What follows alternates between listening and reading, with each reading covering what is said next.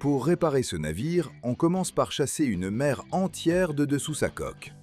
Imagine un peu, tu essaies de poser une structure de 150 000 tonnes, aussi grande qu'un quartier résidentiel entier, sur à peine quelques dizaines de supports en béton.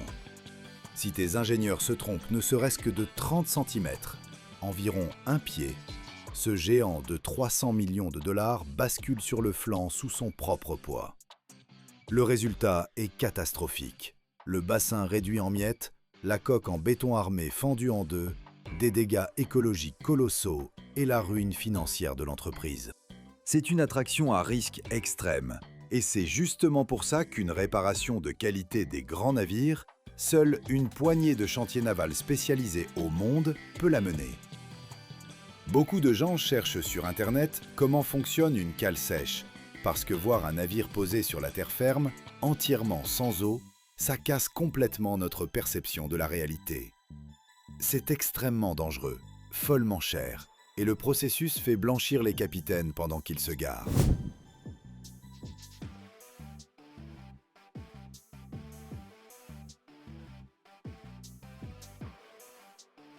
Essayons de comprendre par quoi commence cette gigantesque opération d'ingénierie. Un navire énorme, par exemple un porte-conteneurs océanique ou un paquebot de croisière géant transportant plusieurs milliers de passagers, s'approche du bassin inondé à vitesse minimale. Elle est d'habitude inférieure à 2 km à l'heure, autrement dit plus lente qu'un piéton, un peu plus d'un nœud. Ici règne une règle de fer.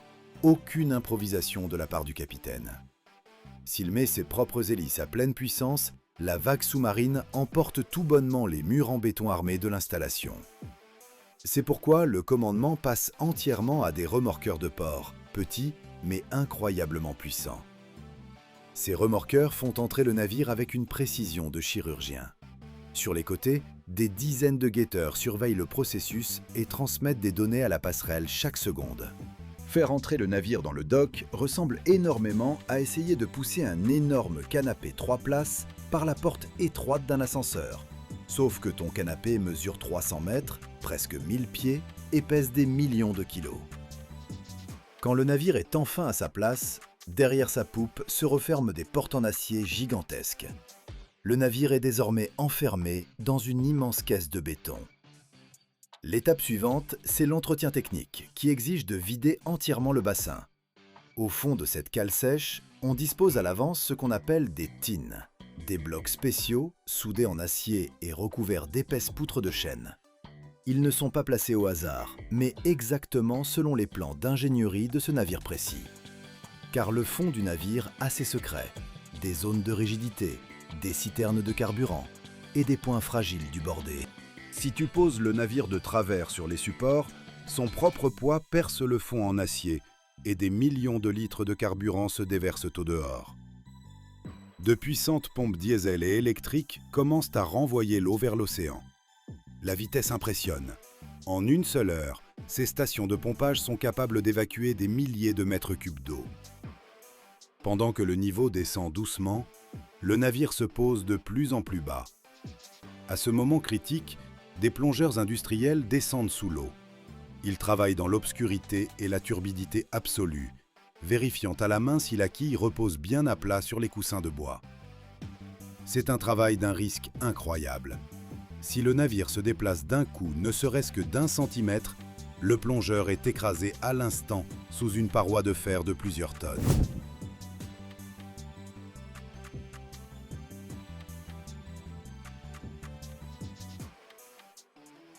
Quand les derniers litres d'eau disparaissent dans le système de drainage, un panorama à couper le souffle s'ouvre. Devant nous apparaît une véritable cité sous-marine qui se retrouve à présent entièrement à terre. Les ouvriers qui marchent au fond, à côté de la quille, ressemblent à de minuscules fourmis face à une muraille gigantesque. La première chose qui saute aux yeux et exige une intervention immédiate, c'est l'état effroyable de la partie basse de la coque. Après plusieurs années de navigation continue dans les eaux tropicales ou polaires, l'acier se couvre d'une quantité incroyable de balanes, de petits mollusques et d'algues épaisses. Toute cette biocénose marine, crée une résistance monstrueuse à l'eau pendant l'avance. À cause de ça, le navire perd de la vitesse et se met à brûler 30% de carburant cher en plus. C'est justement pour ça que la tâche prioritaire devient le nettoyage minutieux de la coque. Au fond descend toute une armée d'hommes en combinaisons étanches, armés d'appareils à ultra haute pression. Ils tirent sur le fer un mélange d'eau et de sable coupant sous une pression capable de trancher un gros cordage. Le vieil émail, la rouille et des millions d'habitants marins desséchés s'envolent dans un vacarme dément, remplissant tout l'espace d'une poussière dense.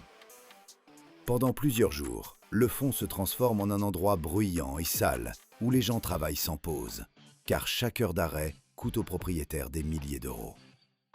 Mais nettoyer l'acier n'est que la préparation d'un travail bien plus complexe qui se déploie tout près de la poupe. Là se trouvent les principaux éléments de propulsion. L'hélice gigantesque qui pèse d'habitude près de 60 tonnes, environ 130 000 livres, et le gouvernail massif, responsable de la manœuvrabilité de ce colosse. À l'usage, ces pièces subissent une destruction terrible, que les physiciens appellent la cavitation. Pendant la rotation rapide des pales, dans l'eau se forment des millions de bulles microscopiques de vide. Quand ces bulles éclatent près du métal, elles créent des micro-explosions qui arrachent littéralement des morceaux de l'alliage résistant, laissant des cratères profonds, comme si l'hélice avait été mordue par des prédateurs sous-marins. Les spécialistes examinent soigneusement chaque pale avec des scanners laser et des détecteurs de défauts à ultrasons. La moindre micro-fissure cachée à l'intérieur du métal à grande profondeur fera que la pale se détachera tout simplement en plein océan pendant une tempête. Alors l'énorme navire perd son cap et se transforme en une caisse sans défense que les vagues jettent sans pitié contre les rochers. Les zones endommagées par la cavitation sont rechargées à l'aide d'appareils de soudure spéciaux, avec un alliage plus cher de bronze à haute résistance, puis poli à la main jusqu'à un état de miroir parfait. C'est assez ironique. Une personne avec une petite meuleuse à main polit pendant des heures une pale de la taille d'une maison de 2 étages, en cherchant une planéité parfaite.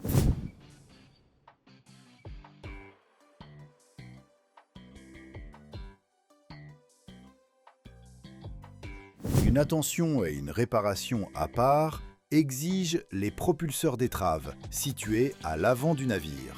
Ce sont des hélices spéciales, cachées dans des tunnels qui traversent la coque sous la ligne de flottaison.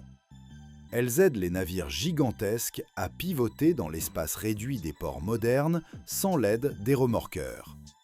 Comme ces tunnels fonctionnent comme des aspirateurs géants, ils s'y engouffrent sans cesse toutes sortes de déchets océaniques.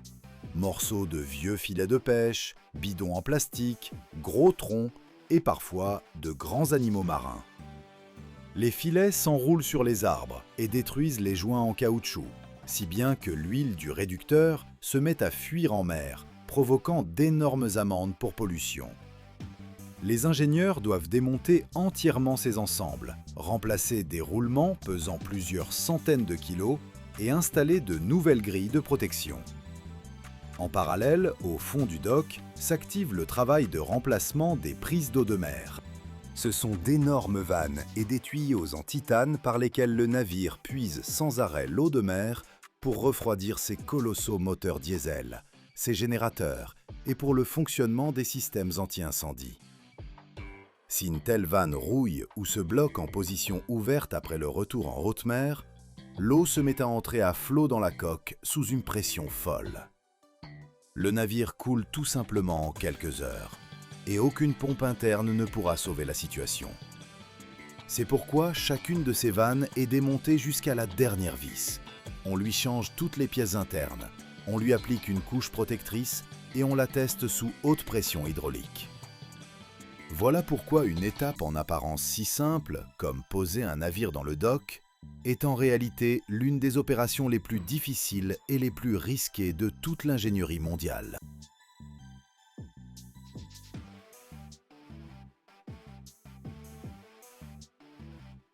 Chaque année, des milliers de tonnes de chaînes d'ancrage sont fabriquées dans le monde.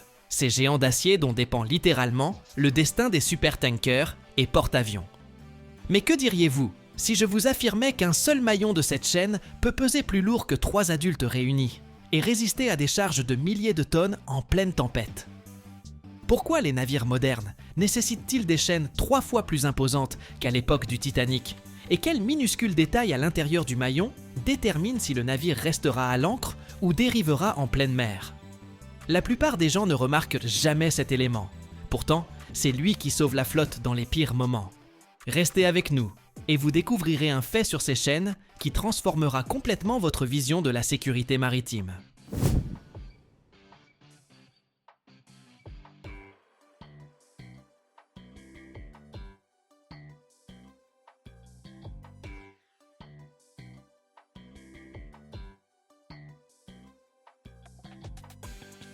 Les chaînes d'ancrage des supertankers et porte-avions modernes impressionnent par leur dimension. Le poids d'un seul maillon peut atteindre 250 kg, environ le poids de 3 hommes adultes réunis. À titre de comparaison, le légendaire Titanic, qui appareilla pour son unique voyage en 1912, possédait des chaînes dont les maillons pesaient environ 80 kg. En un siècle, la taille des navires et de leur système d'ancrage a triplé. C'est une réponse au nouveau défi. Les pétroliers modernes atteignent 400 mètres de long et pèsent des centaines de milliers de tonnes à pleine charge. Les porte-avions de classe Nimitz pèsent près de 100 000 tonnes. Maintenir de tels géants en place exige des chaînes d'une résistance hors du commun.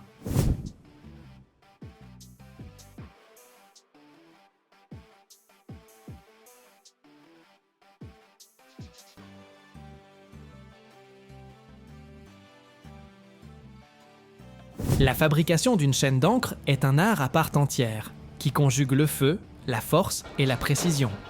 Le processus débute avec une barre d'acier chauffé à blanc d'environ 160 mm de diamètre pour les plus grands navires. Cette barre est portée au four à une température de 1300 degrés Celsius, jusqu'à ce que le métal devienne rouge vif et malléable. Lorsque l'acier atteint la température requise, le façonnage commence. Des machines hydrauliques ou pneumatiques spéciales saisissent la barre incandescente et la cintrent en ovale. Ce n'est pas un processus rapide. Chaque mouvement doit être maîtrisé pour que le métal ne se fissure pas et conserve sa structure interne. Les maîtres le savent, cintrer trop vite et la barre se brise, trop lentement et elle refroidit, devenant fragile.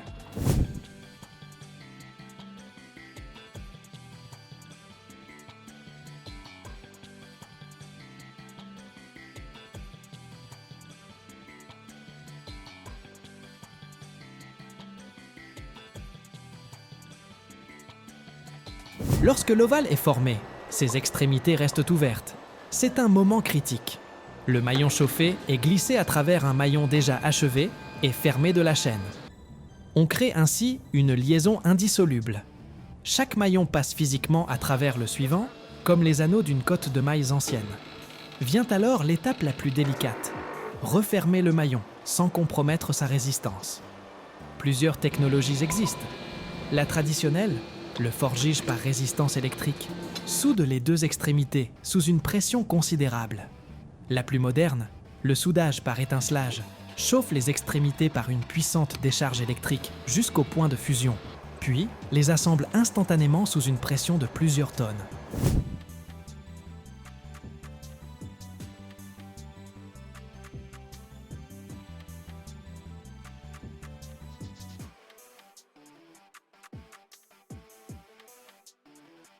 Le point de jonction est le maillon le plus vulnérable de la chaîne. C'est là que l'acier a subi les contraintes thermiques et mécaniques les plus importantes. C'est pourquoi, après le soudage, le maillon est à nouveau chauffé et forgé sous un puissant marteau pesant plusieurs tonnes. Chaque coup de marteau compacte le métal, uniformise sa structure, élimine les micropores invisibles qui pourraient devenir des points de rupture futurs. Le processus rappelle la façon dont les forgerons médiévaux martelèrent leurs lames d'épées à maintes reprises, à ceci près que l'échelle est tout autre. Le marteau tombe d'une hauteur de plusieurs mètres, créant un impact de plusieurs dizaines de tonnes. L'acier incandescent étincelle sous les coups, acquérant progressivement une densité et une forme parfaite.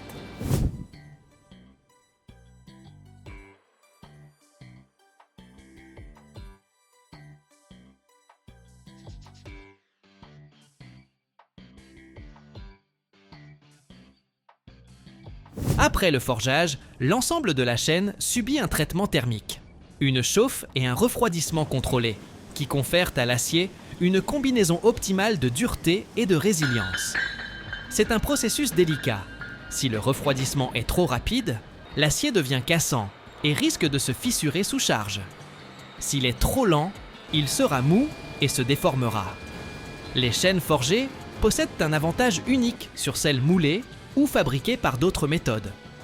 Lorsque l'acier se déforme sous pression, sa structure cristalline s'aligne le long des lignes de contrainte, créant une texture fibreuse, semblable aux fibres du bois.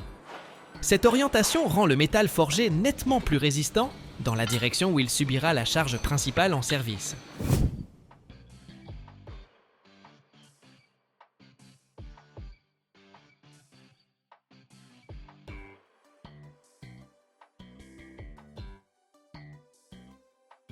Aucune chaîne ne part à bord sans avoir subi des essais rigoureux. D'abord, l'inspection visuelle. Chaque maillon est examiné pour déceler fissures, irrégularités, défauts de soudure. Ensuite, le balayage par ultrasons révèle les porosités internes et les micro-fissures invisibles à l'œil nu.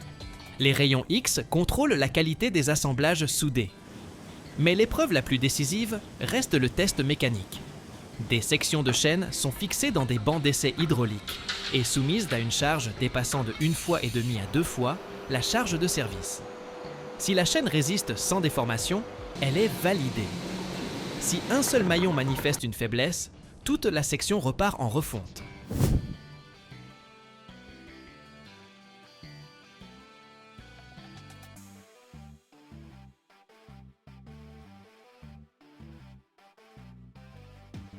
Pour les plus grandes chaînes, ces essais atteignent des proportions impressionnantes. Imaginez une machine tirant une chaîne avec une force de plusieurs centaines de tonnes. C'est comme suspendre des dizaines de poids lourds à un seul maillon. Le métal gémit, s'étire, mais ne doit jamais céder. Les plus grandes chaînes d'ancrage ont un diamètre de tige compris entre 150 et 170 mm. C'est plus épais qu'un bras humain. Chaque maillon mesure environ 1 mètre de long et son poids, comme nous l'avons déjà mentionné, peut atteindre 250 kg. Pourquoi de telles dimensions? La réponse est simple, la résistance. Une seule chaîne de porte-avions doit supporter une charge de milliers de tonnes. Ce n'est pas une exagération. Lorsqu'un navire de 100 000 tonnes mouille par gros temps, la force du vent et des vagues génère d'énormes contraintes dynamiques.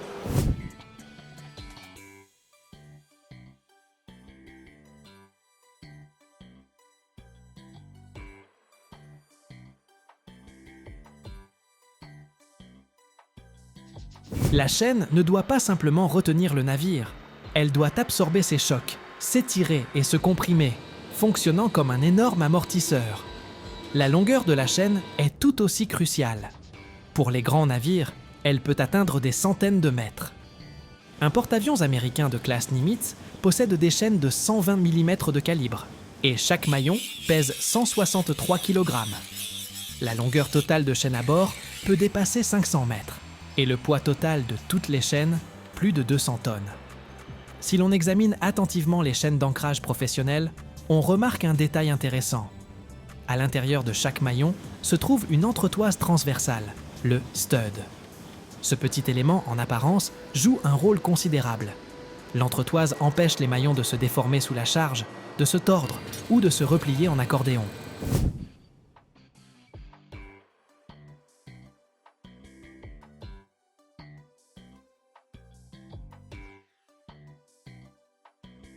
Sans entretoise, la chaîne soumise à une forte pression risquerait de se déformer. Les maillons s'emboîteraient les uns dans les autres et toute la structure perdrait sa résistance.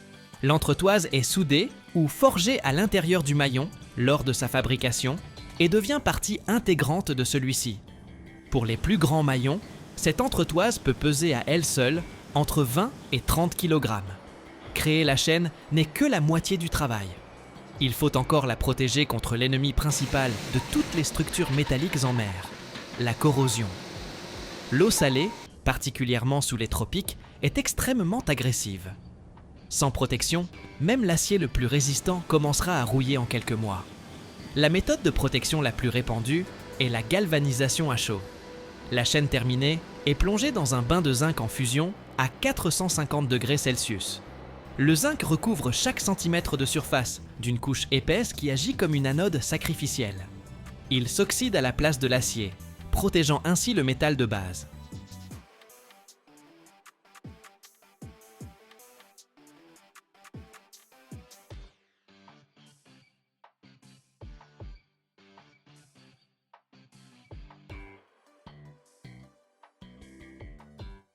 Chaque année dans le monde, plus de 90% du commerce mondial transite par voie maritime. Mais rares sont ceux qui réalisent qu'il s'agit là de véritables monstres d'acier, pesant des centaines de tonnes.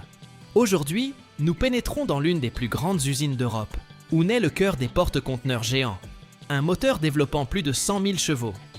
Imaginez, un moule de la taille d'un immeuble, du métal en fusion à plus de 1450 degrés, et seulement 2 minutes pour créer une pièce valant des millions d'euros. Mais le plus fascinant, vous le découvrirez à la fin.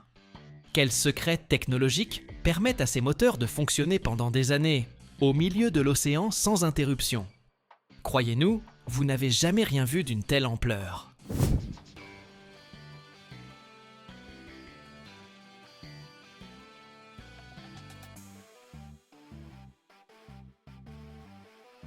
Tout commence par la préparation du moule. Ces géants de sable se fabriquent à partir d'un mélange de sable de quartz, d'argile bentonitique et d'eau, une proportion aussi précise qu'une recette de grand-mère, mais à l'échelle industrielle. Le sable se mélange dans des malaxeurs géants de 50 mètres cubes, auxquels on ajoute 2% d'argile pour la cohésion. Ensuite, on compacte le mélange dans des cadres d'acier de 30 cm d'épaisseur, pesant chacun 100 tonnes. Les ouvriers casqués actionnent des tables vibrantes. Elles tremblent comme lors d'un concert de rock, comprimant le sable jusqu'à une densité de 2 tonnes par mètre cube. Pour mouler les moteurs de porte-conteneurs, il faut un sable de fonderie spécial, principalement du quartz contenant 98 à 99% de dioxyde de silicium. Il provient de gisements naturels en Scandinavie, en Allemagne ou en Pologne. C'est un sable blanc ou jaune dont les grains mesurent entre 0,2 et 0,5 mm de diamètre, avec une forte sphéricité pour un compactage optimal.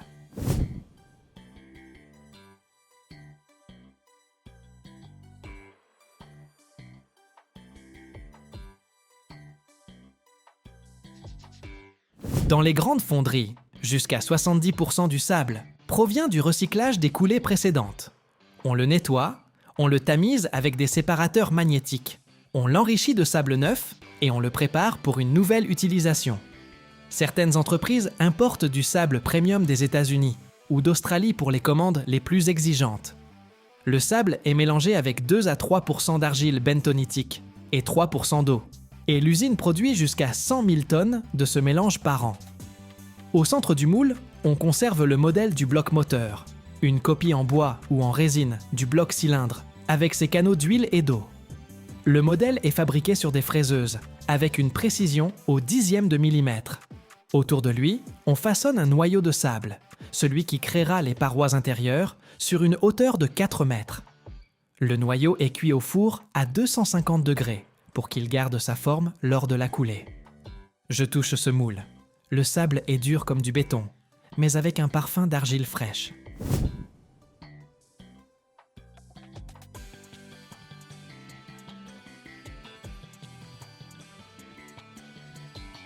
Passons maintenant au métal. On utilise de la fonte avec une teneur en carbone de 3% et des ajouts de vanadium pour la résistance. La matière première, des lingots de 20 tonnes, est chargée dans des fours à induction d'une capacité de 200 tonnes. La température monte jusqu'à 1450 degrés Celsius. Le métal bouillonne. Les étincelles jaillissent à 5 mètres. Le four pivote à 360 degrés, évacuant les gaz à travers des filtres. Temps de refonte, 4 heures. Et voilà, le métal en fusion est prêt. Il brille d'un éclat jaune. La coulée, c'est le véritable point d'orgue. La poche de métal en fusion de 200 tonnes est soulevée par des ponts roulants d'une capacité de 300 tonnes et hissée à une hauteur de 50 mètres au-dessus du moule. L'opérateur est installé dans une cabine hermétique à 10 mètres de hauteur, pilotant l'ensemble avec des joysticks et des écrans.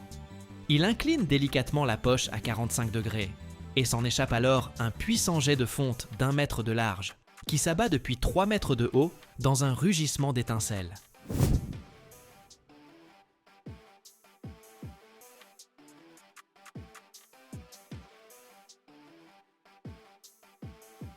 Le remplissage du moule dure exactement 2 minutes. Le métal envahit une surface de 100 mètres cubes, s'infiltrant dans tous les canaux et noyaux. La température en surface du bain atteint 1450 degrés. Au cœur du moule, elle bondit instantanément à 2000. Le métal siffle au contact de la surface sableuse humide. La vapeur s'élève en volutes épaisses jusqu'à 5 mètres de hauteur, illuminée par les projecteurs. L'air se charge de l'odeur du fer en fusion, tandis que les capteurs enregistrent le débit, 200 tonnes par minute. Aussitôt, on recouvre le moule d'un couvercle d'acier de 50 tonnes, descendu par une autre grue avec une précision au centimètre près. Le couvercle scelle hermétiquement la structure, empêchant toute oxydation. Le refroidissement contrôlé commence. Autour du moule, on active des chemises d'eau, des conduites qui font circuler des milliers de litres d'eau refroidie sous une pression de 6 bars. L'intensité maximale se concentre au sommet, 100 degrés de moins durant les 30 premières minutes, afin d'éviter un choc thermique.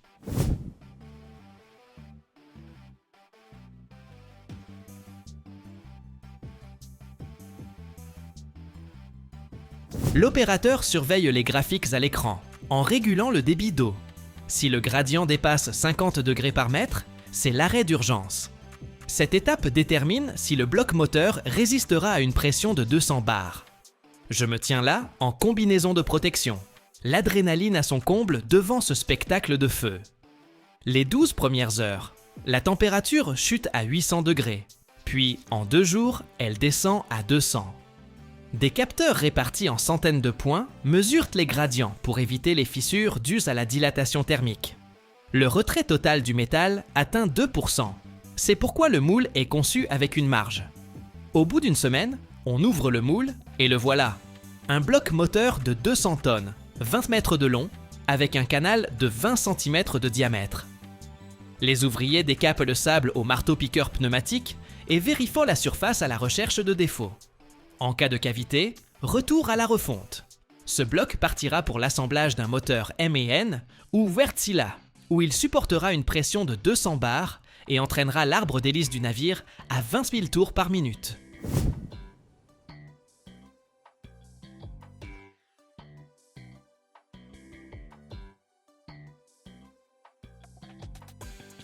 Je vois comment on le lave, le traite à l'anticorrosion et le marque. Le numéro de série est gravé au laser.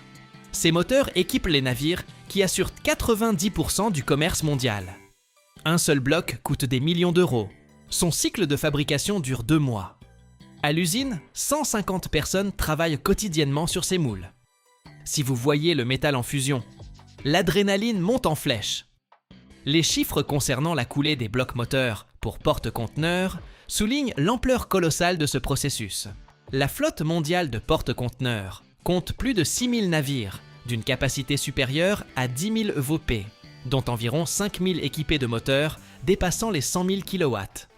Chaque moteur possède un bloc pesant entre 200 et 300 tonnes, long de 20 à 25 mètres. Les usines, principalement en Finlande, en Allemagne et en Corée, coulent entre 200 et 500 blocs par an. Le volume d'un moule représente 100 à 200 mètres cubes de sable, soit l'équivalent d'un wagon entier. Quant au métal nécessaire par bloc, 200 tonnes de fonte d'une valeur d'1 demi-million d'euros.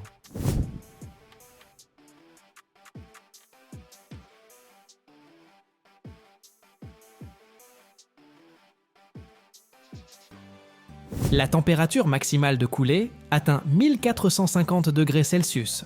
Le processus dure 2 à 3 minutes, avec un débit de 100 tonnes par minute. Le refroidissement s'étend sur 5 à 7 jours. La consommation énergétique du bloc s'élève à 500 000 kWh. Le taux de rebut varie de 3 à 5% en raison de porosité ou de fissures. Le cycle complet, du moule au bloc terminé, demande 2 mois, pour un coût de 2 à 3 millions d'euros. Ces moteurs assurent 90% du transport maritime mondial, consommant 100 milliards de litres de carburant par an. La main-d'œuvre mobilise 100 à 200 personnes par atelier, avec une précision de 0,1 mm. La croissance prévue est de 4% annuelle, grâce au nouveau navire d'une capacité supérieure à 20 000 EVSP.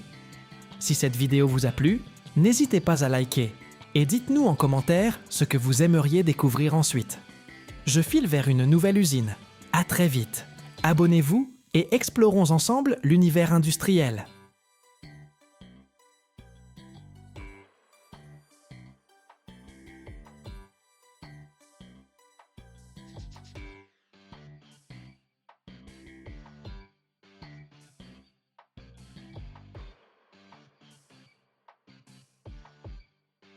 Aujourd'hui, nous visitons l'usine où l'on forge les véritables colonnes vertébrales d'acier des géants des mers. Derrière moi repose une pièce colossale qui se transformera bientôt en arbre d'hélice pour un brise-glace ultra moderne. Écoutez bien ce chiffre, 300 tonnes. C'est le poids de 75 éléphants adultes si l'on décidait soudain de les peser ensemble. Et il ne s'agit pas d'un simple bloc de métal, mais d'une pièce destinée à tourner dans l'océan avec une précision d'horloger. Chaque centimètre de ce géant est le fruit d'un travail titanesque, où le métal se plie à la volonté de l'homme.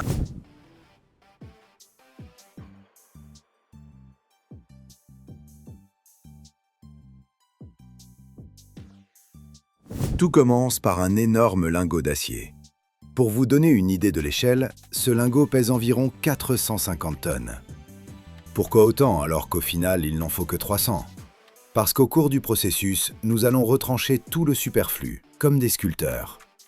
Ce bloc d'acier doit d'abord être chauffé. Le four, de la taille d'un garage pour 2 voitures, est tapissé à l'intérieur de briques réfractaires spéciales. D'énormes brûleurs à gaz rugissent si fort que le sol vibre sous les pieds.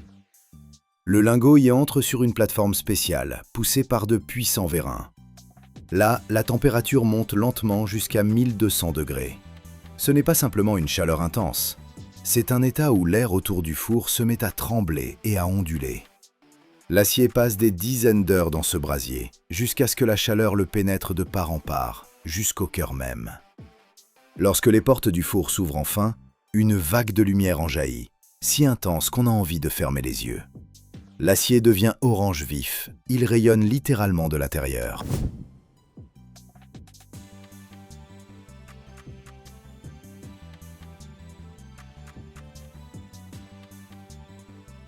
Maintenant, elle devient malléable, bien que le mot « malléable » sonne étrangement ici.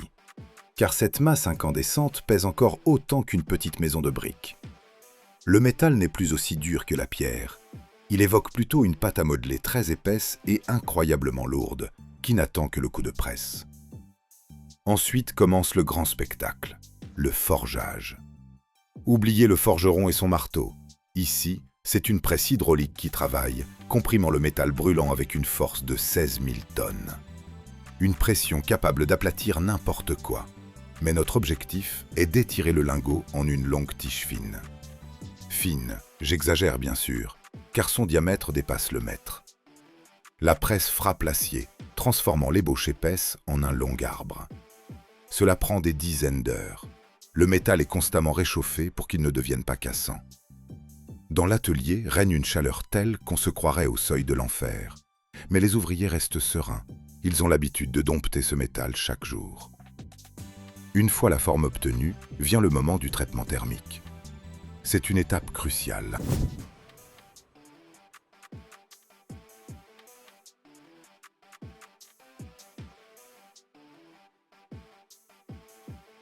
Si l'acier refroidit trop vite, il se fissure simplement sous l'effet de la tension interne. L'arbre est placé dans une chambre spéciale où il refroidit lentement pendant plusieurs jours, parfois même plusieurs semaines. Ensuite, on le chauffe à nouveau à des températures précises, puis on le refroidit une fois de plus. Cette opération permet d'affiner la structure du métal et de le rendre extrêmement résistant. Un brise-glace n'est pas un bateau de plaisance. Il doit fendre des glaces de 3 mètres d'épaisseur. Son arbre subit des contraintes colossales lorsque l'hélice percute les blocs de glace. La moindre micro-fissure, et c'est la catastrophe. Une fois l'acier apaisé, commence l'étape de l'usinage mécanique. C'est mon étape préférée. L'arbre est installé sur un tour. Ce tour mesure 40 mètres de long. Il fait tourner cette masse de 300 tonnes pendant qu'un énorme outil de coupe enlève les copeaux. Ces copeaux ont l'épaisseur d'un doigt et sont brûlants comme de la braise. C'est là qu'on atteint les dimensions finales. Une erreur d'1 millimètre signifie qu'il faut renvoyer l'arbre à la refonte, soit des millions d'euros et des mois de travail perdus.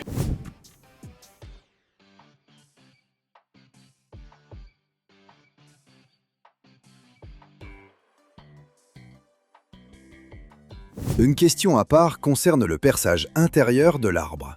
En effet, il n'est pas plein. On fore un trou sur toute sa longueur qui peut atteindre 25 mètres. Cela permet d'alléger l'ensemble et d'installer le système de commande des pales de l'hélice. Le perçage d'un tel trou constitue une véritable épreuve pour les ingénieurs. Il faut des forets spéciaux d'une longueur considérable et une alimentation constante en huile sous pression pour évacuer les copeaux et refroidir l'outil. La moindre déviation du forêt et la pièce est fichue. Mais nos gars accomplissent cela avec une telle assurance qu'on croirait qu'ils percent un simple trou dans une palissade. Une fois l'arbre tourné et brillant comme un miroir, il part pour le meulage et le polissage. La surface doit être parfaitement lisse, notamment aux endroits où les roulements maintiennent l'arbre. La moindre rugosité entraînera une surchauffe en navigation. Et vous comprenez bien qu'au milieu de l'Arctique, impossible de passer au garage. Le contrôle qualité devient alors un véritable rituel. On utilise les ultrasons pour ausculter le métal de part en part, comme une radiographie.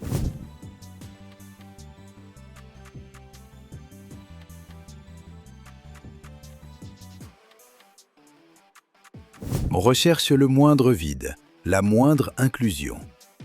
Si tout est impeccable, l'arbre reçoit son passeport et se prépare pour le voyage vers le port. Ce qui fascine aussi, c'est le temps nécessaire à la fabrication d'un tel cœur de navire. Entre la première étincée dans le four et le moment où l'arbre est chargé sur la plateforme, il s'écoule de 4 à 6 mois de travail ininterrompu en 3-8. Et au cours de l'usinage mécanique, les machines enlèvent près de 150 tonnes de copeaux. Autrement dit, un tiers de la masse initiale du lingot se transforme en poussière métallique et en copeaux en spirale, qui repartent ensuite à la refonte. Transporter un tel monstre relève de l'aventure. Impossible de le glisser dans un camion ordinaire. On utilise des plateformes spéciales multi-essieux qui avancent à la vitesse d'un piéton. Chaque roue peut pivoter indépendamment pour négocier les virages. Il faut souvent démonter des panneaux routiers, voire soulever des lignes électriques.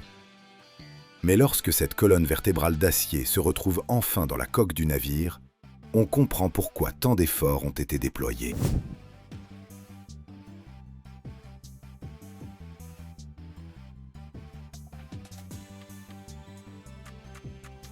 Mais combien en existe-t-il réellement dans le monde?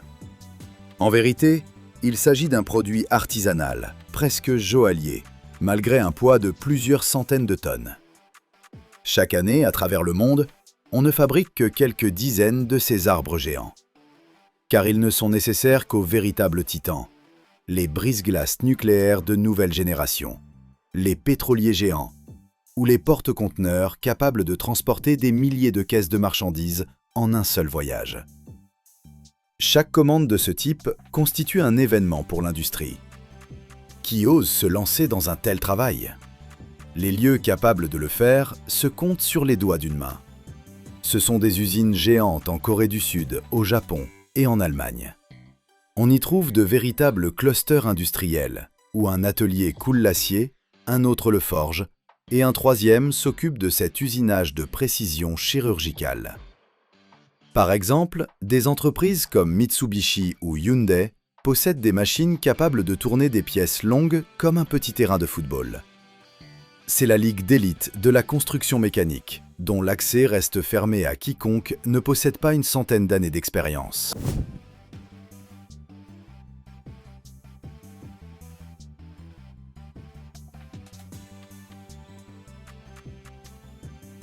Mais où vont-ils? Les principaux acheteurs aujourd'hui sont les chantiers navals, qui construisent des navires pour l'Arctique et l'Antarctique. À mesure que les glaces deviennent de plus en plus accessibles au commerce, la demande en brise-glace puissant augmente. Chaque nouveau navire nécessite au moins un arbre, et souvent 2 ou 3. Ils deviennent partie intégrante d'un système complexe qui transmet l'énergie du moteur vers l'hélice, permettant au navire de littéralement repousser les champs de glace. Sans ce pilier d'acier, même le réacteur nucléaire le plus puissant ne serait qu'un simple radiateur géant à l'intérieur d'une boîte métallique.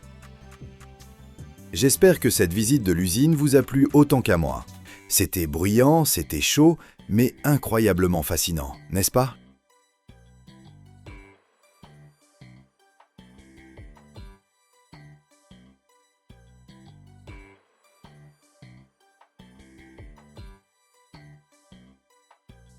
Vous savez, d'habitude, je vais observer des choses qu'on peut toucher sans risquer d'y rester collé par la joue. Mais aujourd'hui, j'ai quelque peu surestimé mes ambitions. Nous sommes dans un chantier naval où l'on construit la coque d'un brise-glace nucléaire. Et oui, c'est exactement ce type de navire qui ne contourne pas la glace, mais la traverse comme un couteau dans du beurre.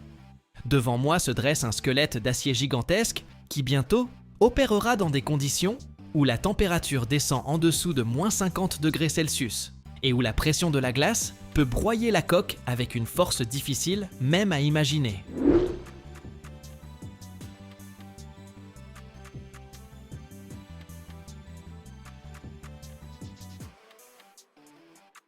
Ce qui m'a frappé en premier ici, ce n'est pas la taille, bien que la longueur du futur navire dépasse 150 mètres et que l'épaisseur de certaines tôles de coque atteigne plusieurs centimètres. Ce qui impressionne, c'est justement l'approche de l'acier.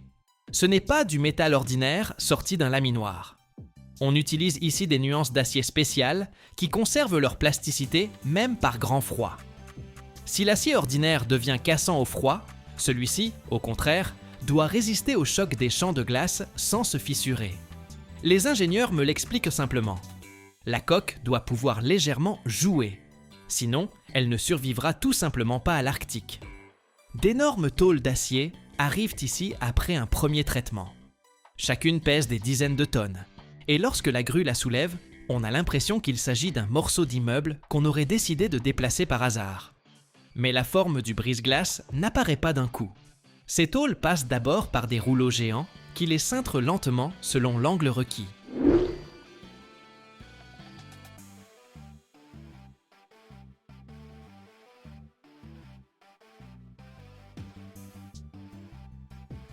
Devant moi se dressent d'imposants cylindres d'acier, chacun aussi large qu'un tronc d'arbre respectable, disposés l'un au-dessus de l'autre.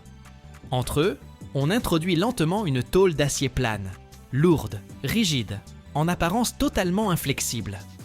L'opérateur donne le signal et le mécanisme se met en marche. Les cylindres tournent à faible vitesse, mais avec une force colossale. La tôle s'engouffre progressivement à l'intérieur et à un moment donné, on la voit commencer à se transformer. D'abord, une courbure à peine perceptible, puis le rayon s'accentue et le métal n'est déjà plus plat. Il s'arrondit avec fluidité. Le son est particulier, une pression sourde, des grincements et de légers craquements, comme si le métal cédait à contre-cœur. Le processus n'est pas rapide. La tôle peut être laminée plusieurs fois, en modifiant la position des cylindres, jusqu'à obtenir l'angle ou la courbure exacte. Et soudain, ce n'est plus un simple morceau d'acier qui se trouve devant vous, mais un élément de la future coque, épousant parfaitement sa forme.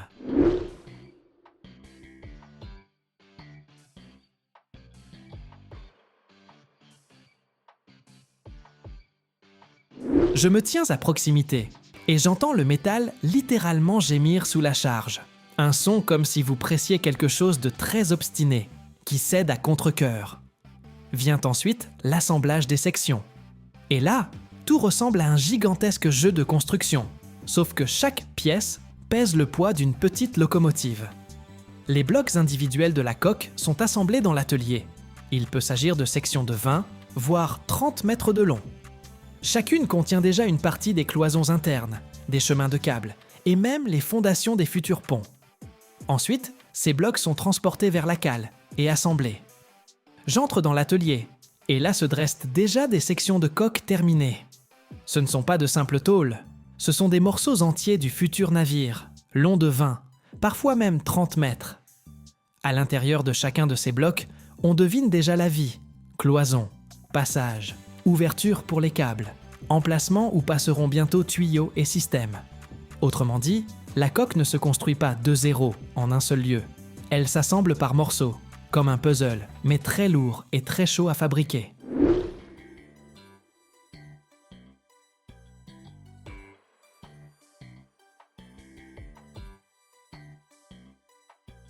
Puis viennent les grues. La section est soulevée dans les airs lentement, sans mouvement brusque, et transportée vers la cale de construction. Là, elle est délicatement descendue et ajustée aux parties déjà installées. Et c'est à ce moment précis que vous voyez littéralement les pièces détachées commencer à former un tout cohérent, le futur brise-glace. La soudure, c'est une autre histoire. Impossible de simplement faire un cordon et partir prendre un café. Chaque assemblage passe par un contrôle à plusieurs niveaux. D'abord, le soudeur réalise le cordon principal, puis celui-ci est vérifié aux ultrasons pour s'assurer qu'il n'y a ni cavité ni fissures à l'intérieur. Si quelque chose cloche, on découpe et on recommence. J'ai vu un cordon refait 3 fois, et personne ne s'énervait. Ici, c'est la pratique normale, car le prix de l'erreur est bien trop élevé. La forme de la coque mérite qu'on s'y attarde. Un brise-glace n'a pas simplement une proue robuste. Celle-ci est spécialement conçue pour grimper sur la glace et la briser par son propre poids. Pour cela, la partie avant présente une inclinaison caractéristique et elle est renforcée par des couches d'acier supplémentaires.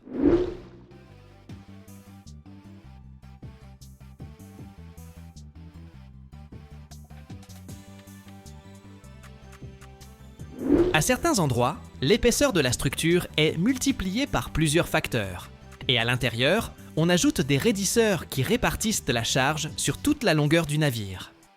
Pendant que je me promène ici, tout bouge en permanence autour de moi. Grues, plateformes, ouvriers casqués qui ont l'air de vivre une journée ordinaire. Pourtant, il faut bien l'avouer, quand une section de coque de plusieurs dizaines de tonnes vous survole, on révise quelque peu sa notion d'ordinaire. L'un des ingénieurs plaisante en disant que le plus terrible ici, ce n'est ni le froid ni le métal. Mais si quelqu'un oublie son déjeuner dans l'atelier, le retrouver dans cette immensité relève de l'impossible. Lorsque toutes les sections sont assemblées, la coque commence à prendre forme. Sa longueur se fait physiquement sentir. Vous longez le flanc et vous vous surprenez à penser que c'est comme longer un immeuble de plusieurs étages, mais à l'horizontale. La hauteur du bordé impressionne aussi. Plusieurs niveaux qui deviendront bientôt des ponts, des salles des machines et des quartiers d'équipage.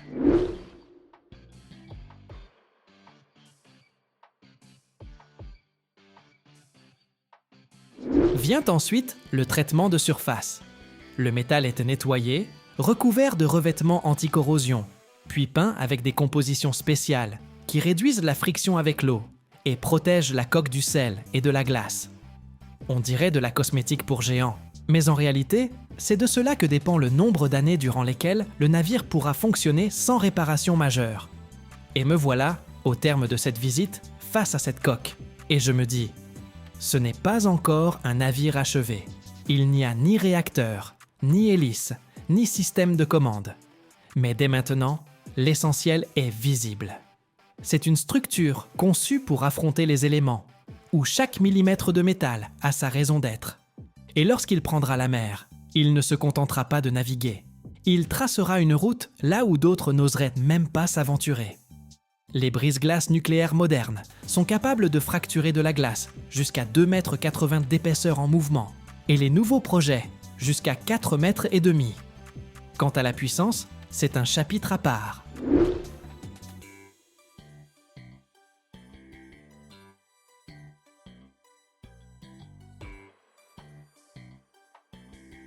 Ces navires disposent de moteurs développant des dizaines de milliers de chevaux. Par exemple, les brise-glaces lourds peuvent dépasser 75 000 chevaux vapeur. Et sans cette puissance, ils ne parviendraient tout simplement pas à briser la glace. Je vais encore flâner un peu ici, écouter ce grincement du métal, observer comment naissent ces machines extraordinaires. Puis, je partirai préparer votre prochaine escapade. Car après une telle expérience, L'envie est irrésistible de découvrir quelque chose d'aussi grandiose, d'aussi complexe et d'un peu fou. Et il me semble que j'ai déjà quelques idées en tête.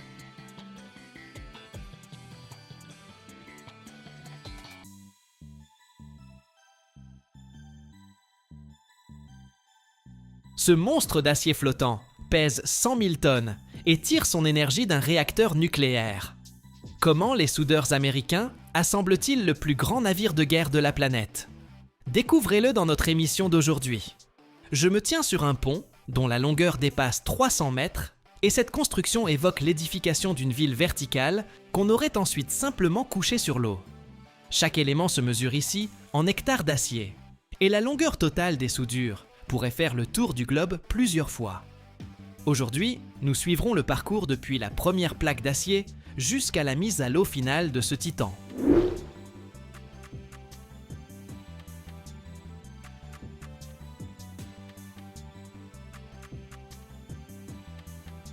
Nous nous trouvons dans un chantier naval de Virginie. C'est le seul endroit capable de construire quelque chose d'aussi massif. Le navire Gerald Ford représente un véritable défi d'ingénierie. Commençons par ceci. Ce porte-avions est assemblé à partir de modules distincts appelés superblocs. Ce sont d'immenses cubes d'acier, chacun pesant jusqu'à 1000 tonnes. Lorsque vous observez un tel bloc, vous comprenez qu'aucune grue ordinaire au monde ne pourrait le soulever. C'est pourquoi on utilise ici la plus grande grue de l'hémisphère occidental, que les ouvriers surnomment le Grand Bleu. Elle est capable de soulever une charge de 1500 tonnes aussi aisément que nous soulevons un verre d'eau. La construction de ce porte-avions peut se comparer à l'édification d'une zone industrielle entière, qui doit être à la fois robuste, mobile et totalement autonome. Le navire se compose de 100 000 tonnes d'acier blindé, spécialement conçu, capable de résister à des contraintes statiques et dynamiques colossales.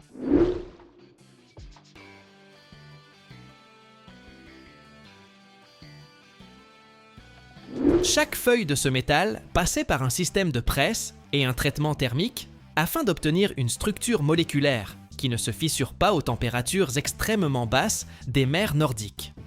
Ce n'est pas de la construction au sens habituel du terme, mais de l'ingénierie mécanique complexe, où le coût du projet atteint 13 milliards de dollars.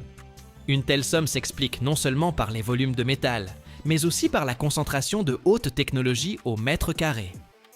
À l'intérieur de la coque d'acier se trouvent des catapultes électromagnétiques et des installations nucléaires qui nécessitent une protection particulière. Ce prix colossal reflète le travail de dizaines de milliers de spécialistes qui, pendant 8 ans, ont assemblé cet ouvrage à partir de modules séparés, transformant des tonnes de matières premières en l'actif militaire le plus cher et le plus puissant au monde. Le processus de transformation de feuilles d'acier plates en contours courbes de la gigantesque coque du porte-avions commence dans l'atelier, où le métal est soumis à une pression extraordinaire.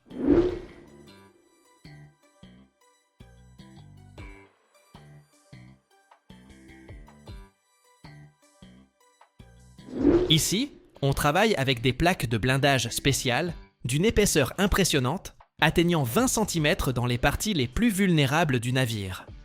Il ne s'agit pas d'un simple métal, mais d'un alliage à limite d'élasticité extrêmement élevée, conçu pour que la coque ne se déchire pas sous le puissant choc hydrodynamique en cas d'impact de torpille.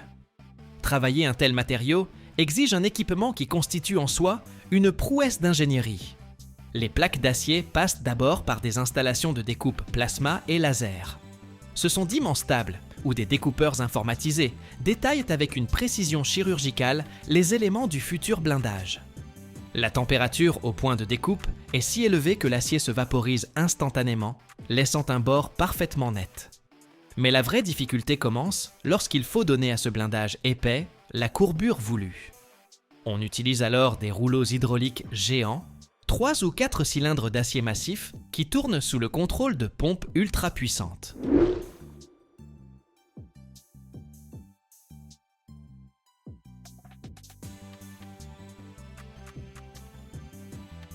Lorsqu'une telle plaque de plusieurs dizaines de tonnes entre dans les rouleaux, l'atelier se remplit d'un grondement sourd. Le métal résiste, mais une pression de milliers de tonnes le contraint à plier. Les ingénieurs contrôlent en permanence le rayon de courbure à l'aide de gabarits laser. Chaque plaque doit correspondre exactement au modèle tridimensionnel de la coque, car même un écart de 3 mm rendrait impossible un assemblage parfait avec les autres modules. Si le blindage est mal cintré, sa tension interne peut devenir un point critique lors d'une tempête ou d'un engagement au combat. Cela est particulièrement important pour la partie inférieure du navire, où le double fond doit être parfaitement étanche et capable d'absorber l'énergie d'une explosion sous-marine. Après le cintrage, chaque pièce subit un contrôle par ultrasons pour détecter les micro-fissures susceptibles d'être apparues lors de la déformation.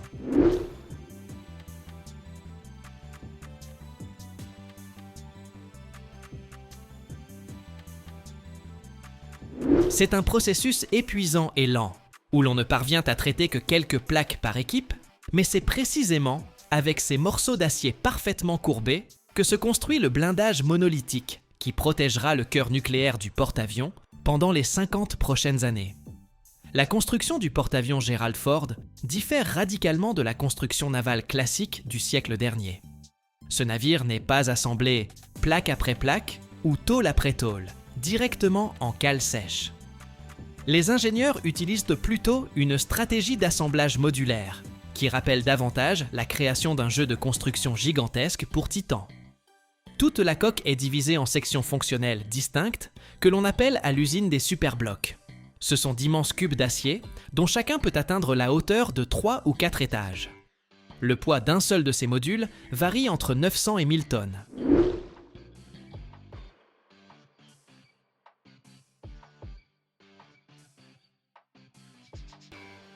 Concrètement, les ouvriers construisent des sections entières de la ville, avec toutes leurs cloisons intérieures, leurs tronçons de tuyauterie et leurs chemins de câbles, dans des ateliers fermés, où le métal n'est exposé ni au vent ni à la pluie.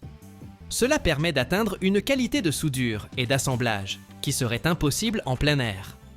Quand le superbloc suivant est prêt, commence la phase la plus délicate de l'opération.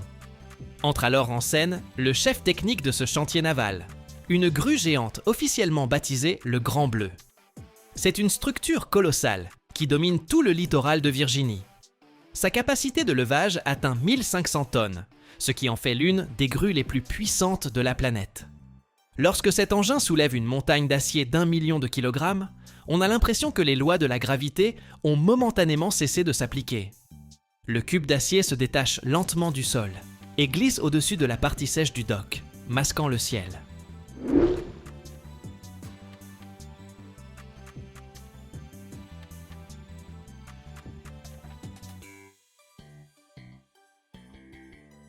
C'est le moment de tension maximale pour toute l'équipe, car sous la grue se trouvent des centaines de personnes et une partie déjà assemblée de la coque dont la valeur se chiffre en milliards de dollars.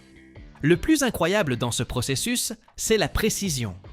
Bien que la grue soutienne une charge équivalente au poids de 3 gros avions de ligne, elle doit déposer ce bloc sur la coque avec une précision millimétrique. Les ingénieurs utilisent des systèmes de guidage laser et des capteurs numériques pour contrôler chaque micron de mouvement. 1000 tonnes d'acier doivent se poser parfaitement en place pour que les bords de soudure s'alignent sans le moindre espace. Si le bloc se décale ne serait-ce que d'1 centimètre, cela déclenchera une réaction en chaîne d'erreur sur l'ensemble de la coque, et les modules suivants ne pourront tout simplement pas s'emboîter. Les ouvriers qui se trouvent à l'intérieur de la cale, à l'aide de talkies-walkies et de gestes, corrigent les mouvements du grutier jusqu'à ce que l'acier touche l'acier. Abonnez-vous pour ne rien manquer de nos prochaines vidéos.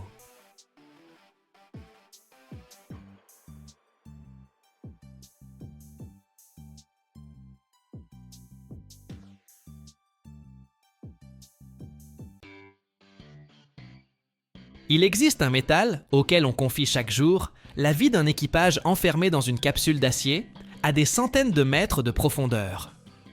Imagine un tube qui n'a pas le droit de présenter la moindre micro-fissure alors qu'il supporte la pression d'une colonne d'eau haute comme plusieurs dizaines d'étages. Ce n'est pas un alliage de science-fiction tout droit sorti d'un film, mais un acier bien réel, capable de résister à plus de 100 000 psi de charge tout en restant suffisamment vivant pour ne pas se désintégrer, respirant au rythme de la coque du submersible. Aujourd'hui, tu vas découvrir de quoi est vraiment faite la coque épaisse d'un sous-marin, pourquoi le Titane s'est révélé un héros des profondeurs bien trop coûteux, et comment les ingénieurs parviennent à faire tenir le métal là où n'importe quel acier ordinaire se serait froissé depuis longtemps comme une boîte de conserve.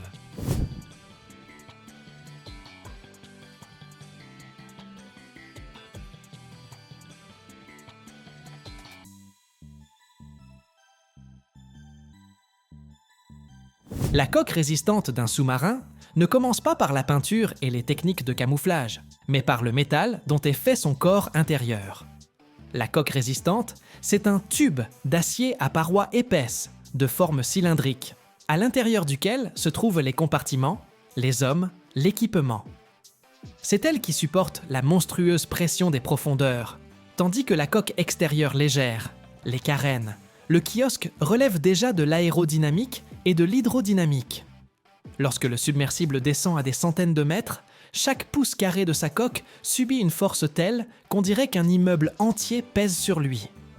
À 500 mètres de profondeur, la pression atteint environ 50 atmosphères, soit près de 50 bars, et l'acier doit résister sans la moindre fissure.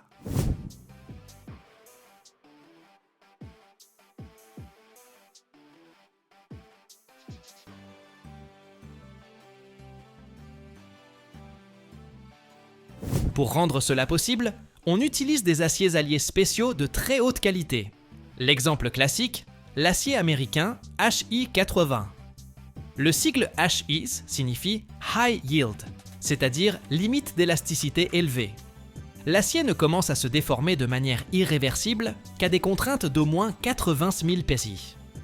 Pour les sous-marins, le HI80 permet une profondeur d'immersion opérationnelle d'environ 550 mètres. Plus tard est apparu le HI restant, avec une limite d'élasticité proche de 100 000 PSI, soit environ 700 mégapascales, ce qui a permis de concevoir des submersibles pour des profondeurs avoisinant 690 mètres. Une différence de quelques dizaines de mégapascales représente en réalité des centaines de mètres supplémentaires de zone de survie pour la coque, avant que les contraintes n'atteignent des niveaux critiques.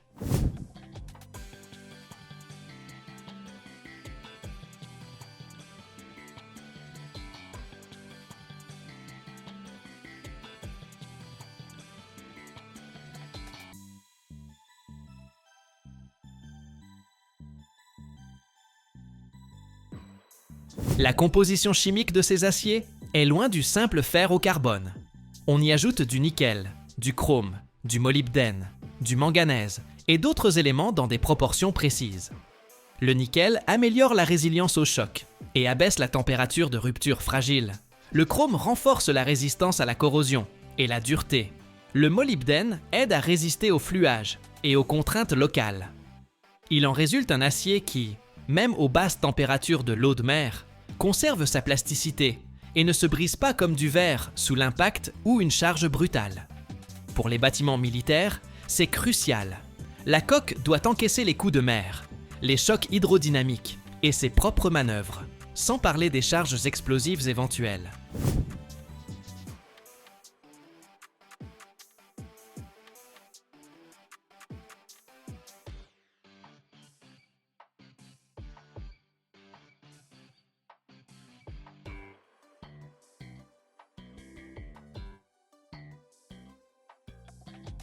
L'étape suivante relève de l'univers des tôles épaisses et du soudage de haute précision.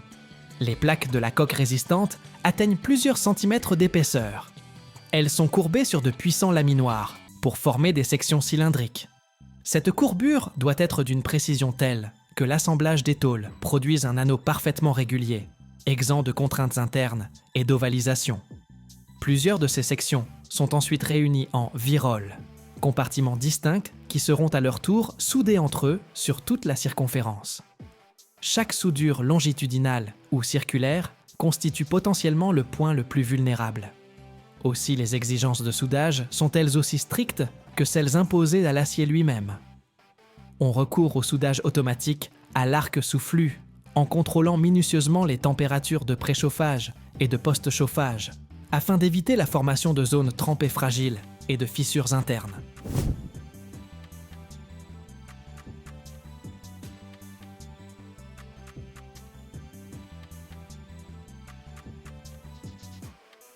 Après Après le soudage, les cordons sont contrôlés par des méthodes non destructives. On fait appel à la radiographie, à la défectoscopie par ultrasons, aux procédés magnétoscopiques. L'objectif, détecter jusqu'aux défauts microscopiques, manque de fusion, porosité, inclusion de laitier, qui, sous la pression des grandes profondeurs, peuvent devenir l'amorce d'une fissure. Si un défaut est repéré, le cordon est découpé, puis ressoudé. Ces opérations sont répétées, jusqu'à ce que la structure réussisse l'ensemble des essais, y compris hydrauliques. La coque peut être placée dans un bassin spécial, ou une chambre pour vérifier son comportement, sous une pression équivalente à plusieurs centaines de mètres de colonne d'eau.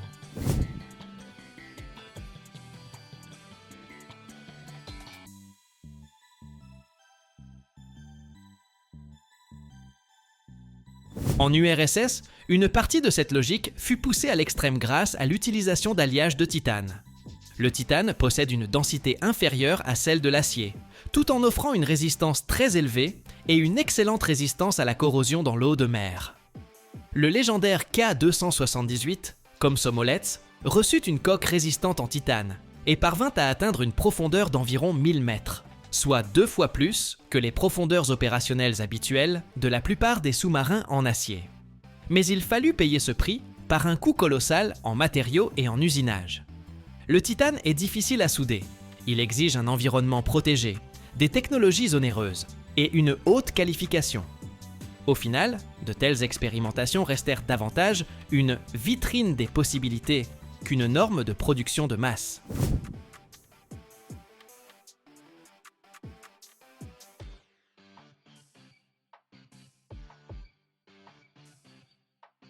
Aujourd'hui, l'axe principal du développement des coques de sous-marins n'est pas une transition complète vers le titane, mais le perfectionnement des aciers alliés. Les nouvelles nuances sont élaborées de manière à obtenir une limite d'élasticité et une résistance encore plus élevée, tout en conservant une plasticité suffisante. Un métal trop rigide est dangereux. Il risque de ne pas se déformer, mais de se fissurer brusquement en cas de dépassement de sa limite. La tâche des métallurgistes consiste à trouver un équilibre où la coque travaille, d'abord légèrement sous pression, en répartissant les contraintes, pour n'atteindre que bien plus tard, très loin, des régimes de fonctionnement normaux, des valeurs critiques. Pour cela, on ajuste la teneur en nickel, chrome, molybdène, on ajoute des éléments micro-alliants, on contrôle la taille des grains et les traitements thermiques.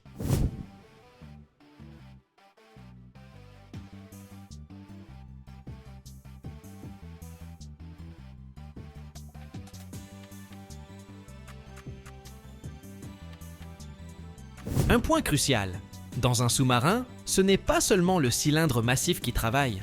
À l'intérieur de la coque résistante se trouve un ensemble de couples, de lisses, de cloisons qui répartissent les charges et empêchent l'enveloppe de se froisser comme une boîte de conserve. Tous ces éléments sont eux aussi fabriqués en aciers spéciaux et leurs jonctions avec la paroi de la coque sont calculées de manière à éviter toute concentration de contraintes.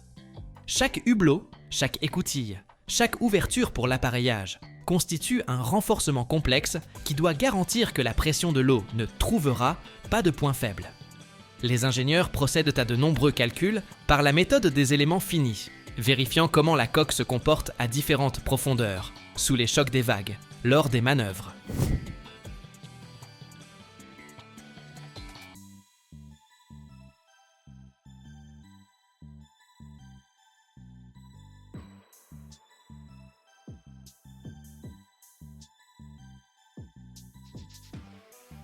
Si l'on imagine la descente d'un submersible vers les profondeurs, voici ce qui se passe au niveau du métal. Tous les 10 mètres de descente, la pression augmente d'environ 1 atmosphère. À 100 mètres, elle est déjà 10 fois supérieure à celle de la surface.